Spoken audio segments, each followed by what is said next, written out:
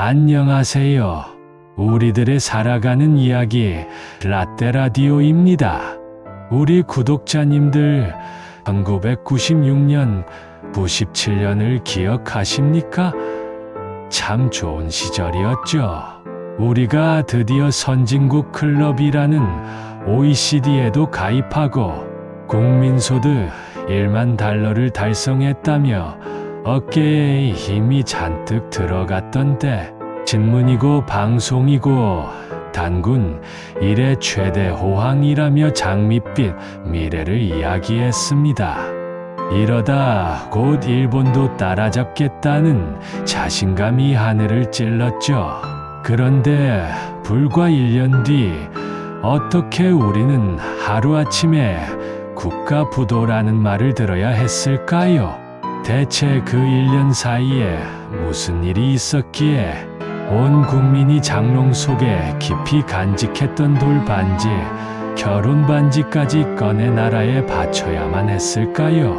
오늘은 우리 모두의 가슴에 깊은 상처와 교훈을 남긴 그날, 1997년 IMF 외환위기에 대한 이야기를 해볼까 합니다. 이건 단순히 어려운 경제 이야기가 아닙니다. 바로 당신과 나, 우리 모두가 온몸으로 겪어낸 우리 자신의 이야기입니다. 일부 잔칫집 같았던 대한민국, 보이지 않던 균열. 1990년대 중반, 대한민국은 그야말로 거대한 잔칫집 같았습니다. 기업들은 은행에서 돈을 빌려 너도나도 공장을 짓고 백화점을 세우고 사업을 넓혔습니다. 마치 신용카드를 마음껏 긁어서 성대한 잔치를 벌이는 것과 같았죠. 당장은 화려하고 흥겨웠지만 문제는 그 많은 빚을 언젠가는 갚아야 한다는 사실이었습니다. 더 큰 문제는 나라의 곳간이 비어가고 있었다는 겁니다. 나라의 곳간, 즉 외환보유고는 말하자면 우리 집의 비상금 통장입니다. 갑자기 아픈 사람이 생기거나 집에 큰일이 터졌을 때를 대비해서 달러로 모아두는 돈이죠.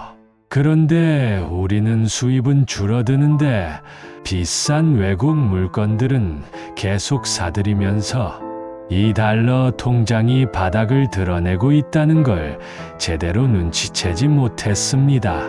사실 신호는 있었습니다.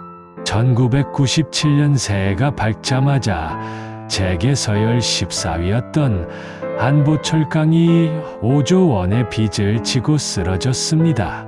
이걸 시작으로 기아자동차, 진로그룹 같은 이름만 대면 알만한 대기업들이 도미노처럼 무너져 내렸습니다. 하지만 대부분의 사람들은 저건 저 기업들만의 문제겠지 하고 애써 외면했습니다.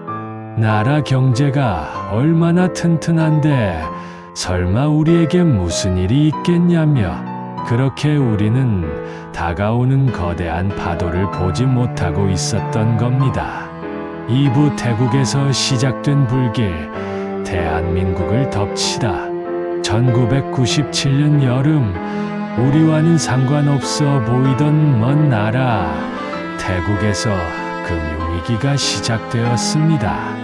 이걸 알기 쉽게 설명해 드리자면 이렇습니다. 아시아 전체가 하나의 큰 아파트 단지라고 상상해 보십시오. 태국이라는 집에서 불이 났습니다. 그러자 옆집인 인도네시아, 말레이시아로 불길이 순식간에 번져나갔습니다. 이 광경을 지켜보던 외국인 투자자들이 어이쿠, 이 아파트 단지는 위험하다 하면서 자기들 짐돈을 싸서 허겁지겁 빠져나가기 시작했습니다. 문제는 우리 집, 대한민국이었습니다. 우리 집도 사실은 외국인들에게서 돈을 많이 빌려 잔치를 벌이고 있었거든요.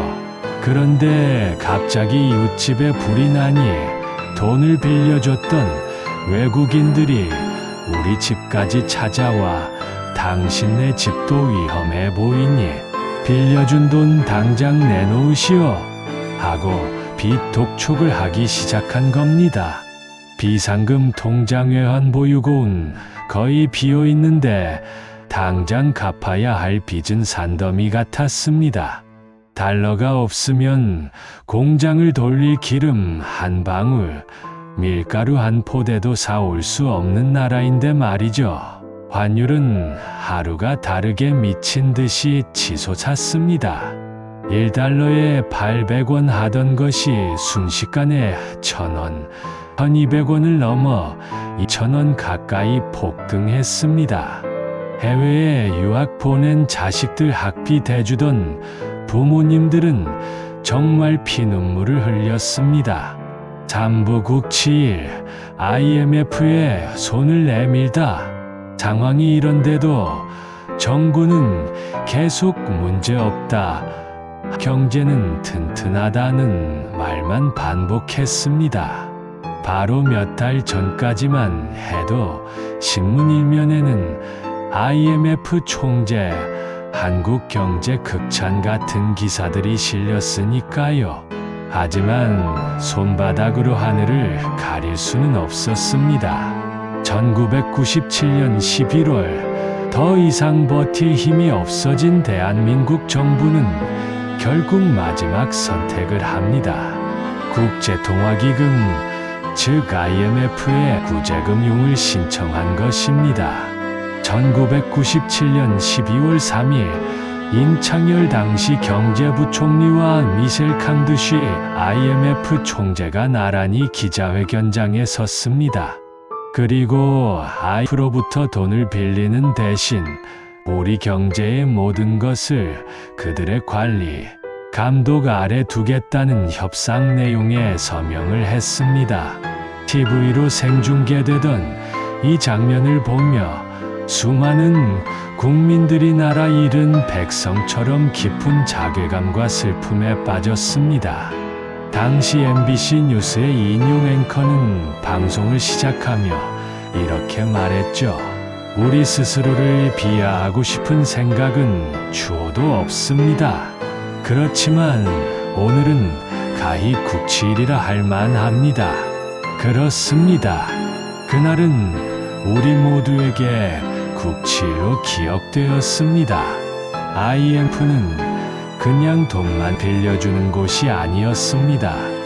마치 의사가 중환자에게 살고 싶으면 이제부터 술, 담배 다 끊고 내가 시키는 약만 먹고 내가 짜준 식단대로만 생활하시오 하고 명령하는 것과 같았습니다.